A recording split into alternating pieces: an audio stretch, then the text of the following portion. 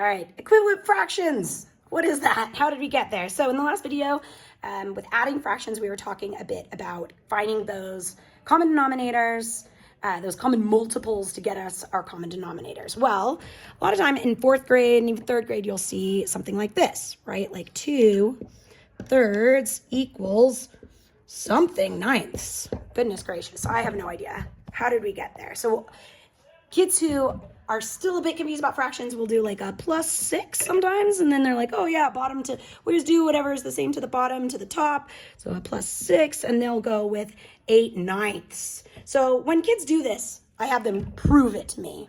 Show me that those are in fact the same, and that way they get it themselves. They're like, oh, that's not right. So what we ask is, how do we get from 3 to 9? We have to be detectives, and we use multiplication in fractions when we are doing equivalent fractions. It's always multiplication, always multiplication.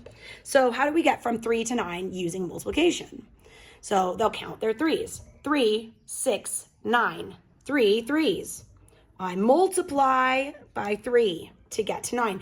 What I do to the bottom, I always do to the top. Times 3. If they forget that, again, I will have them prove it. So 2/9 they'll say is the same as 2/3, and I'll say, all right, show me. How is that equivalent? How are those the same, equal? And then they'll say, oh, I did something wrong. But the key really is letting them figure out what they've done wrong. So here, 3 times 3 is 9. 2 times 3 is 6. When we're looking for a general equivalent fraction, like find something that is equivalent to 2/3, I say, whatever you're doing to the bottom, just do to the top. Pick any number you want to multiply by. So times 5 times 5. So then we have 10/15.